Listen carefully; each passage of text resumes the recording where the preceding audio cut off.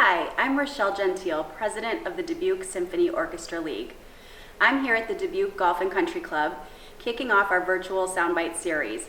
Under normal circumstances, you'd be right here with me, enjoying a great lunch and a preview of the DSO's upcoming concert, and I'm sure you will be again soon. As you may know, the DSOL develops and administers projects, programs, and events that provide music education opportunities to folks of all ages, as well as financial support to the DSO and its youth ensemble programs.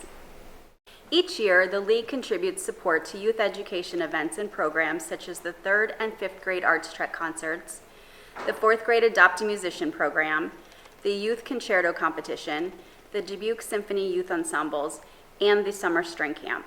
Along with our many other endeavors is our Senior Classics program, now in its 9th year, providing performances by DSO musicians to entertain residents and their families at local nursing homes and assisted living centers. While the past year has looked a little different, we continue to focus our efforts on fundraising. We encourage and welcome you to join us in our 54th year of supporting the DSO. Please check out the DSO's website for more information about how you can get involved.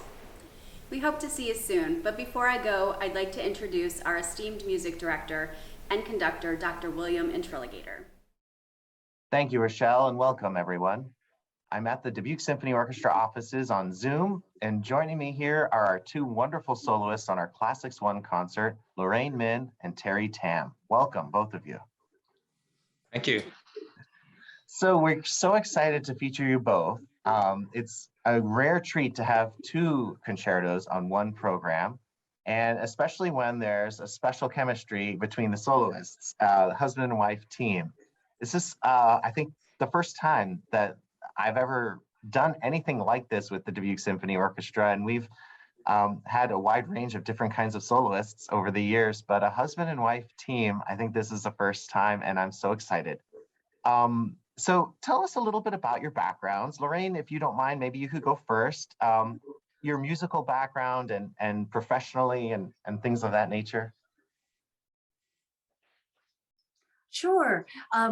Somehow it got cut out at the end, so I'll just assume that I heard your question properly. But I was always passionate about music since I was young, and I would say that when I was around 11 years old, I had already decided that music was my passion.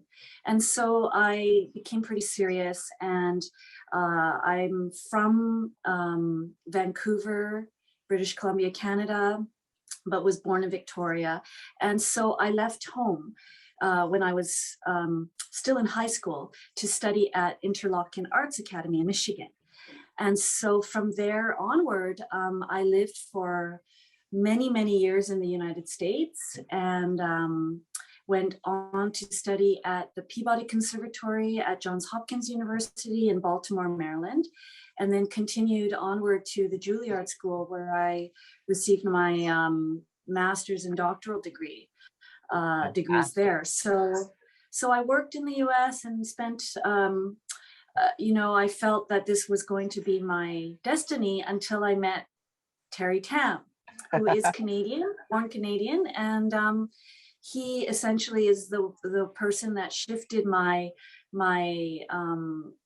plans, and I moved back to Canada, and this is where we live together now, and it's wonderful. I'm very happy here. So that's where I'm based. I perform pretty regularly as a concerto soloist throughout Canada and the US, have traveled and performed in Europe and in Mexico in recent years. So that's basically what I do. And I'm also a co-artistic director of a summer music festival here in Victoria as well. So I have a very happy and fulfilling life in music still, and with Terry. That's amazing. And is your primary focus as a pianist doing concerto work, or do you also do solo recitals and chamber music and teaching or anything like that? I do all of those things that you mentioned, except the teaching, which I Used to be very involved with and taught at 3 different universities in the US and in Canada. Okay. But since starting a family together, it was a little bit too much, because I wanted to also be the primary person with Terry, raising our 2 children together. Right. And sadly, I did have to give up the teaching aspect of my life. But I'm very actively still, giving master classes when invited to do so, and feel very much that it is so important, education for young musicians. And so, we'll see maybe somewhere down the line, if it should present itself, teaching will return to my life. But for now, I'm very busy performing, and so that's been keeping me quite busy as it is. Wonderful. And before we get to Terry, and I'm anxious to hear from Terry too, I did want to ask you, Lorraine, this is not your first appearance in Iowa. Tell us a little bit about some of your prior engagements in our state. Oh, certainly. I performed in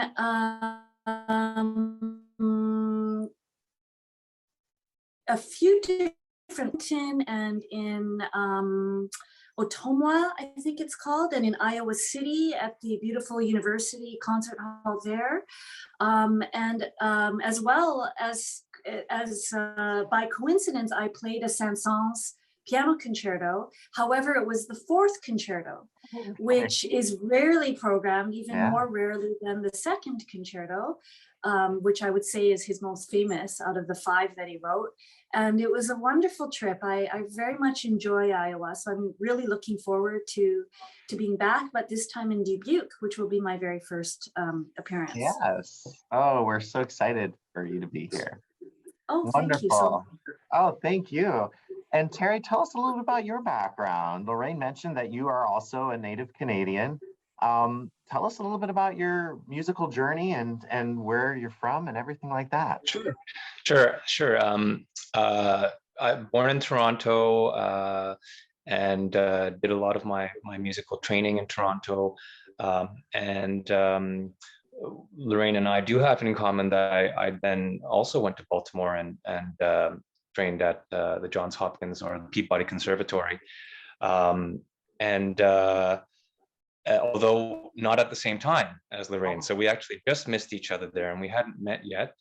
And then after that, I did some more training in Germany, in Berlin, at the Hochschule Hans Eisler, just to get a little taste of Europe and kind of one of the main centers of Western classical music. It was a fabulous experience.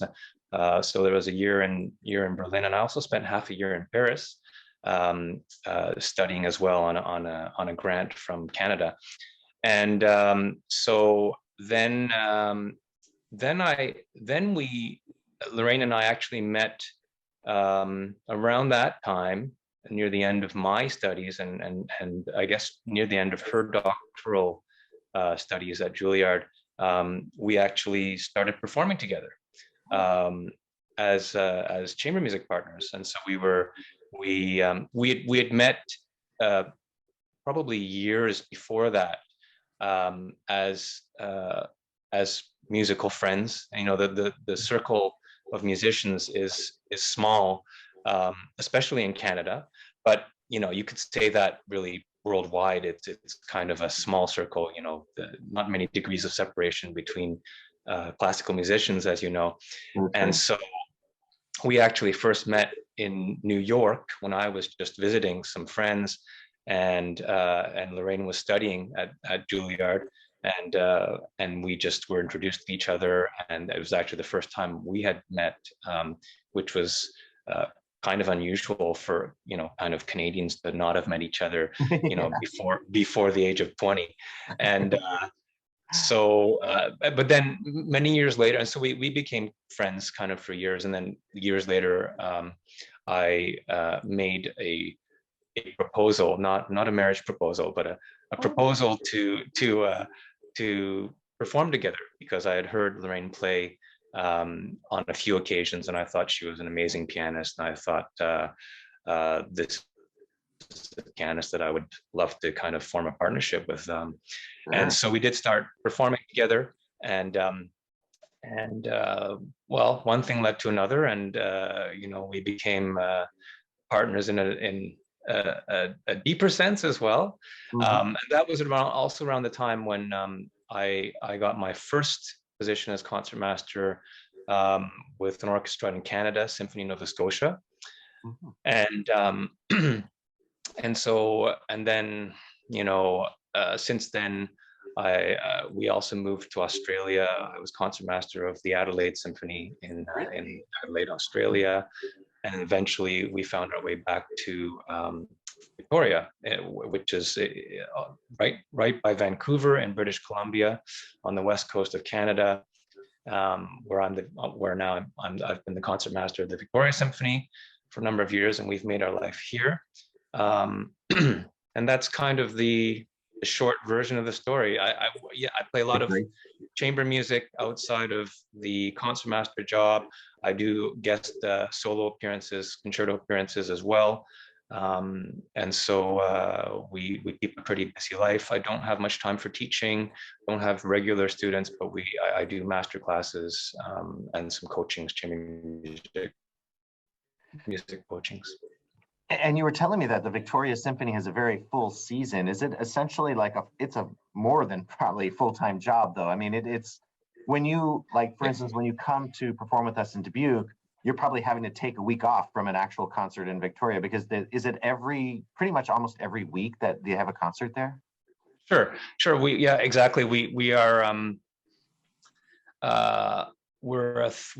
38-week season, so 36-week season during the regular season, and then two-week season in the summer. So it's pretty busy. Yes, essentially, there's a program or concert or concerts every week. We just did a crazy week 3-4 weeks ago. I think I was going to talk to you. I was going to say you had a crazy week. I think you did Rite of Spring, and that's pretty crazy. During that time, over 2 weeks, we did kind of a Beethoven festival to replace something that didn't happen, of course, because of the pandemic 2 years ago with all the Beethoven celebrations. We actually did 4 concerts in 2 weeks, 8 Beethoven symphonies. Wow. Yeah, that's just amazing. Nuts. Yeah. And during the week, unfortunately, actually, during the week that we'll be in Dubuque, it should have been, we should have been wrapping up and starting performances of Carmen. So there's an opera company in Victoria as well called the Pacific Opera, which does 3 fully staged produced operas per season, and we are the orchestra for that as well. So Carmen should have been happening. Unfortunately, they made a month ago, they made a kind of last minute decision to cancel it yet again, and with the hope of doing it again next year. So it's not happening. So yeah, this has been a really hard time for all of us musicians during the pandemic, and for everyone really. Was there any kind of story that either one of you has that you would want to share about during the pandemic? Like, for instance, Terry, you were telling me about your record collection behind you. Anything else? Do you want to share that story, or is there anything else that you would want to share with folks tuning in about how you managed during the time? Yeah. For me, I think, interestingly enough, just to pick up on you mentioned the recordings behind me and all the records. I actually had a chance, kind of finally, to sit down and listen to a lot of these recordings, which you just never have enough time to do. I have listened to all of them at some point in my life, but there's records there which I haven't listened to for 20 or 25 years. And with all this extra time on my hands, it was just amazing to delve into all these recordings, which I remember from my youth or which were newer and which I just hadn't had time to review because there's just never enough time. And sometimes, as we were talking, you know, you come home after rehearsal or you've been practicing all day, and maybe the last thing you want to do is actually listen to a recording. So it was great because I was, you know, obviously all performances had stopped. To be honest, I was actually, it was a break from the physical part of practicing kind of nonstop all day and rehearsing. And I found, at least for the first few months, that was a nice reprieve actually from the kind of day in, day out with your instrument type of thing. And instead, just sitting there and actually listening to music instead of, you know, making the music, so to speak. It was a real nice change in that way. That's great. Wow. Lorraine, how about for you? Was there any other thing like that you would want to share? I mean, you don't have to if there isn't anything that comes to mind. Well, sure. I mean, I'd say, you know, musically speaking, it was nice to be able to breathe and to actually put time and care into repertoire that I had hoped was coming because they were planned before the pandemic and, you know, were rescheduled for afterwards. But on a more personal note, besides being able to sit down with Terry and to listen to some records, I was really delighted that I learned how to bake with yeast. I had never worked with yeast before. And so now I can whip together pizza dough anytime I want and feel confident about it. So that never happened if it weren't for the pandemic. I think a lot of people got more into baking during that time. It was a thing, right? Now a lot of us have to work off the pounds that we gained.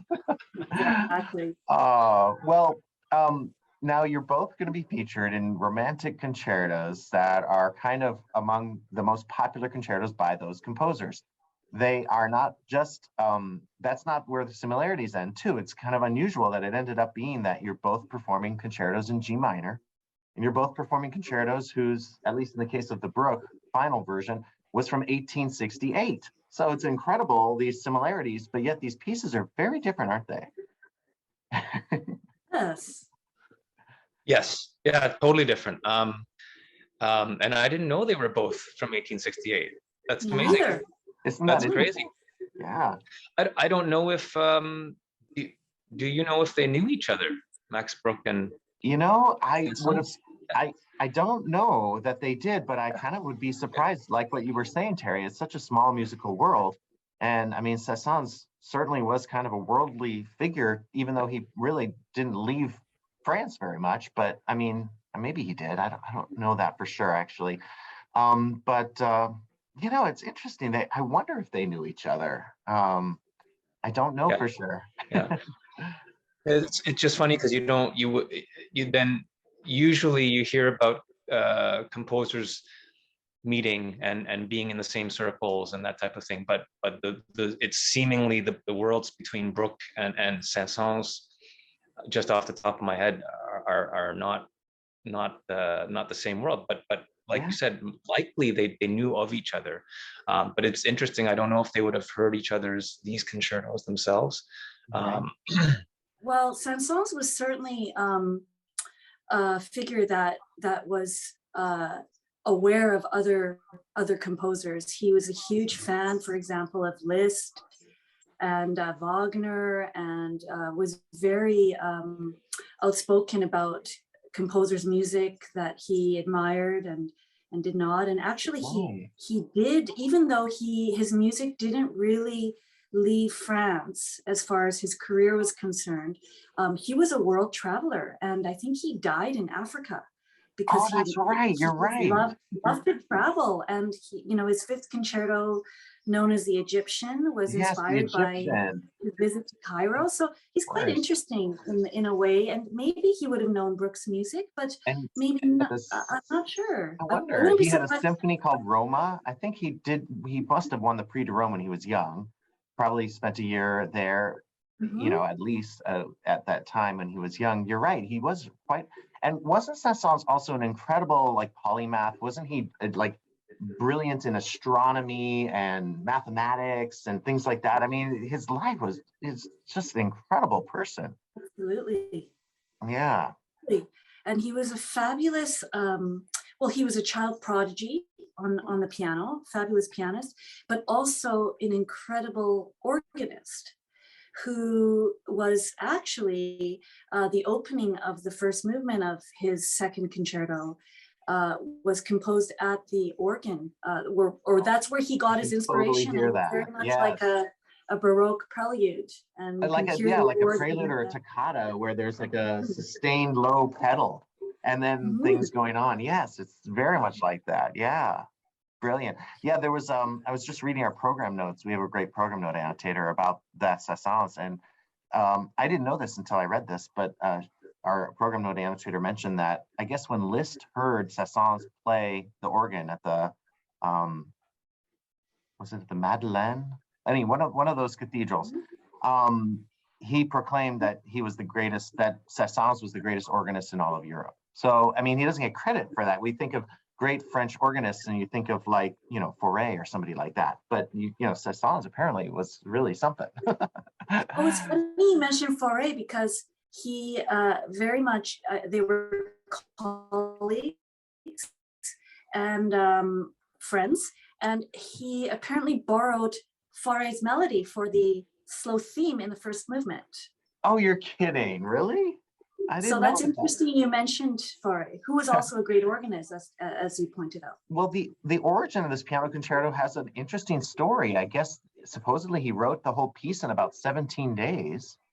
And according to what I read, it had to do with like Saint-Saëns was conducting with Rubinstein at the piano, performing, I'm not sure whose concertos, but then they decided to like switch places and have Rubinstein conduct and Saint-Saëns play a piano concerto. So Saint-Saëns decided to whip off a new one and he wrote himself this second piano concerto. And that might also explain why the orchestra part is not quite as developed as some of his other concertos. It's more a showpiece for the pianist. Wouldn't you say, Lorraine? I mean, there are some important moments with the orchestra, but it is like, there's almost like no reprieve for the pianist. There's like very little break. Well, you're very right. There is very little break. In fact, I was just thinking about where would I have a chance to wipe my brow, except at the very end of. These are the things you have to think about. There's like almost no break. Yes, exactly. But I'm not sure that the orchestra is necessarily just the accompanist in this concerto, like what you might hear more typically in the Chopin piano concertos, Right. where truly the orchestra is you know, more of the accompaniment, because there are these wonderful moments of dialogue, important dialogue between the piano and the orchestra. Even in the first movement, where one would immediately think, okay, well, this is more of a pianist's movement. There are definitely dramatic moments that would not be there if the orchestra weren't key in creating the tension and the movement toward the climax and things like that. But for me, I guess the second movement, where the orchestra is pivotal, is when the timpani is treated as a melody instrument in a wonderful kind of interplay with the piano toward the end of the movement. For me, this is one of the highlights, and it may not seem that way when one is listening to it because it passes by so quickly. But what I just think is so fabulous about this is the fact that the timpani is treated as a melody instrument. I mean, I can only think of, for me, immediately what comes to mind is Bartók's two piano and percussion sonata, where the percussion, the timpani is in a melody. But you know, you rarely hear that in concertos unless, well, both of you should speak up if I can't, if I'm missing a concerto, but I just feel like that is quite innovative right there in itself. It's and so true. You know, we often kind of, he's the more neglected French composer in a way. I'm thinking more piano wise, because we always think of Ravel and Debussy, and as the ones that stand out. But and people often, we think, oh, well, he was so conventional, which is true. He liked to stay within traditional forms. But for me, what's fascinating about his music is that even though he was that way with form, he did so many innovative things within the form. And I guess that kind of mirrors his life too. The fact that he was so drawn to traveling the world and experiencing other cultures and lands shows the openness to his life as an artist and musician. And I could go on about a few other features in the concerto, but I want to make sure Terry has time to talk about the wonderful group concerto. But I'm really looking forward to putting it together with the orchestra. Me too. I am as well. And that was brilliant. I love what you said, because he does use instruments in some innovative ways in this. And this, the concerto itself is innovative in that it's not your traditional fast, slow, fast type of structure. It's almost as if the first movement is, well, kind of like a dramatic prelude in a sense, very much like the Bruch concerto has a prelude as instead of a proper first movement. And then there are these, different kinds of like dance movements, basically, almost like there's an element of dance to the second and the third movement.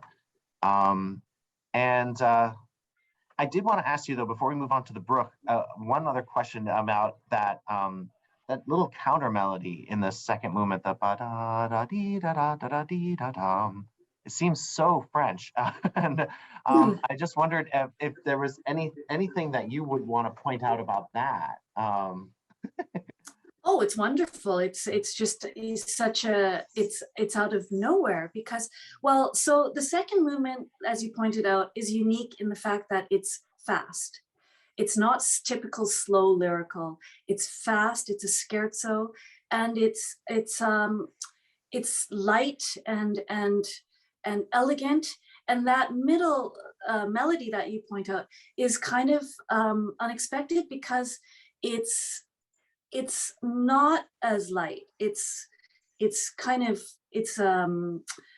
like a jester to me, dancing Like around, kind of, being a little bit silly, but also elegant, and it's wonderful. I love it. And there is another example where the piano suddenly is the accompanist, right, and the orchestra is playing the melody, and then the piano takes it after. And so there's all this wonderful interplay here, but it is very unexpected, the fact that it's so fast and technically not a joke at all. right. And then it immediately moves on to the third movement, which is a very even more kind of energized tarantella movement, Right. that there really is no reprieve Yes.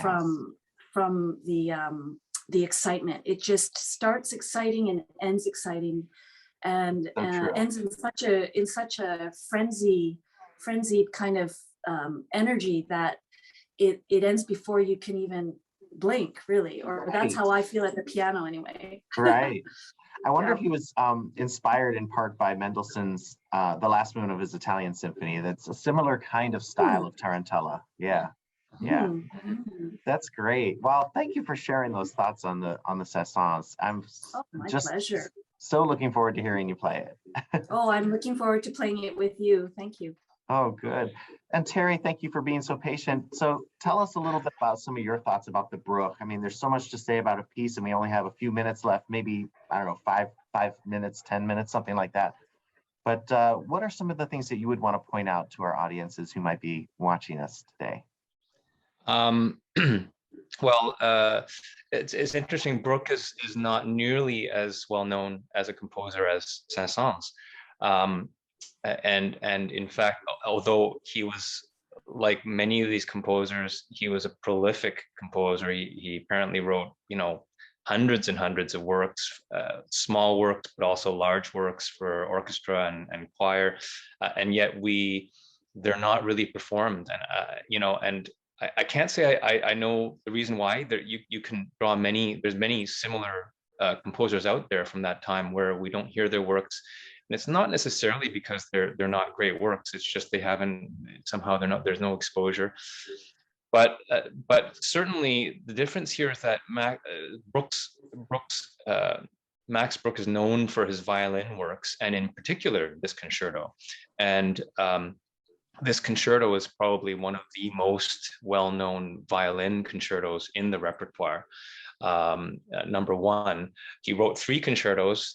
Number 2 and 3 are less often played, and he also wrote another concerto called the Scottish Fantasy, which is probably number 2 after, as far as popularity. But number 1 is by far the most performed and recorded work. It is kind of universally studied by violin students. You can't get through violin training without coming across Max Bruch's violin concerto, and for very good reasons. I mean, it's just it's just every note of this piece is like it's a gem, and it's got melodies kind of nonstop flowing from it, and as soon as you hear basically those first, it starts very unusually, although not that unusually, because you'll see in both these concertos the soloist basically starts off by themselves, playing like a little cadenza, just without the orchestra. And at the time, I would imagine this was quite unusual.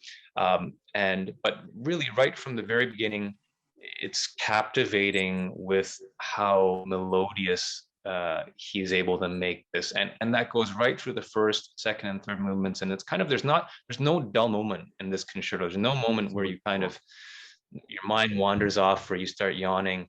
And apparently this concerto was so popular in its day even, that Bruch became sick and tired of hearing about it. And, people would come to him and say, when's the next performance of your concerto? And he'd be like, stop talking about this concerto. I listen to something else I've written. Yeah, but that's how popular it was. Yeah. It's kind of like Ravel and Bolero. It's like such a success that it became a burden almost. Like other pieces of his didn't have the success of that same piece. Yeah. He was struck with a bit of a one-hit wonder in a way, unfortunately. But it's very well deserved, and it's not a terribly long concerto. It's actually fairly short. It's less than half an hour. But in that time, it's kind of got, it covers the full range of emotions. The first movement is kind of dramatic and a little temperamental, dark, G minor, and the second movement's a beautiful romance, kind of hopeful and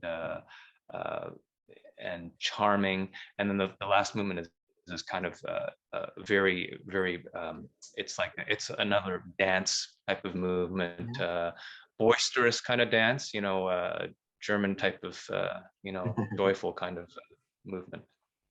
One of the things that you said I want to mention again is that it's not very short. And one of the things that I think is, I think it's one of the things that adds to the success of this piece is that instead of writing a very long, full first movement, in the style of like a Beethoven violin concerto type of thing, he does away with extended development and extended recapitulation. And he has a sort of shortened first movement. All the themes are there, and they do come back, but there's a kind of brevity about it. And I think that's why he called it a prelude. It's very unusual in that respect to have a first movement be considered not like, oftentimes the first movement of a symphony or first movement of a concerto is like the heart of it in a sense, especially before the time that the weight shifted to the finale in symphonies and concertos later on. But in this case, it was kind of brave too and innovative to have a first movement that was so short. And so at first, when I was looking at the score, you see this word prelude for the first movement, and what is it a prelude to? But it doesn't reflect just that it's short, but in my mind, it also reflects that the heart of the piece really is the second movement, that beautiful adagio. And so those two movements are almost linked. They are literally linked. They connect. And so it is that the first movement is like a shorter first movement and a prelude into that second movement, that really beautiful, like song without words almost type of thing, right?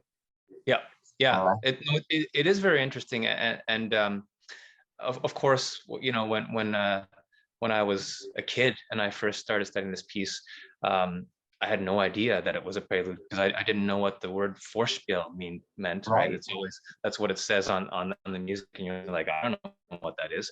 The German word which means prelude, and it is interesting the more you think about it, because like you said, it's almost too short. And in a way, when you listen to that movement, and then by the time you realize it's over and you're in the second movement, you think, oh, that I wish we had heard a bit more. At least that's what I feel. I think I could have used more of what he did in the first movement, because it's so amazing, right? Yes, And, yeah. and it's almost like, where did it go?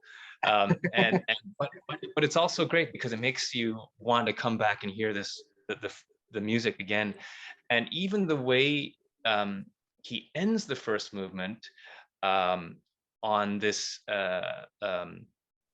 I don't know what cadence you call it, but I mean, he ends it basically in the dominant of the next the key of the second movement. So it's this kind of, it's not an ending at all.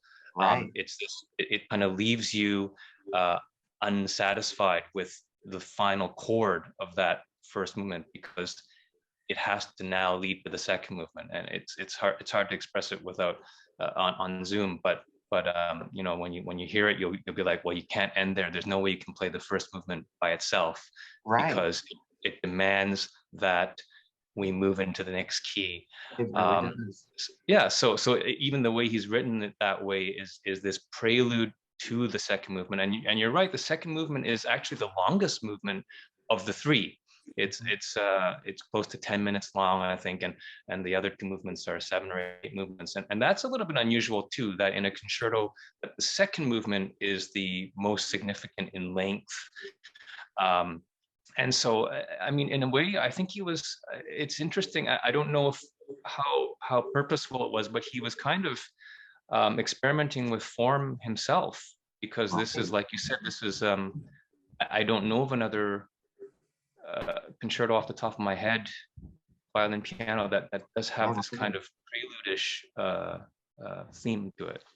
I can't think of another one too. And it also sets you up well for the third movement. By the time the third movement comes, we're not exhausted. You know, it's somehow we're still fresh. And that third movement has an intensity of its own too. It's just, I think one of the things that also I always think about with the Brook, excuse me, is that he really brought out the singing quality, the expressive lyrical quality of the violin, but yet he also has wonderful pyrotechnics, you know, incredible virtuosity. This concerto has that brilliant balance of both, I think. It's just like perfectly balanced that way. Absolutely, yeah. No, it's got it does have lots of challenging kind of violin technical, you know, like you said, pyrotechnics and virtuosity, but he always brings it back to you know, after he's done that in the piece, then he comes to these beautiful flowing melodies again. He never loses sight of that, and so it's a great balance of all these elements in a concerto, and I think that's what's led to why it's so popular and so endearing through all this time. It remains kind of, and I get very excited when I play this concerto, when I know I'm going to play this concerto, because I know it's going to be, it'll be, I know the audience is going to enjoy it, but I know I'm going to enjoy it as well. Oh, good. Well, we certainly are going to enjoy both of your performances here at the Dubuque Symphony Orchestra. Thank you both for taking this time out of your busy schedules to visit with us and to let our audiences get to know you on a more personal level here than when we see you at the concert hall. I'm so thrilled to welcome you to Dubuque and for your premiere with the the Dubuque Symphony Orchestra, your debut there, here, I should say. And safe travels, and we'll see you shortly for our performances with the Dubuque Symphony Orchestra. Thank you both. Thanks, William. Thank you.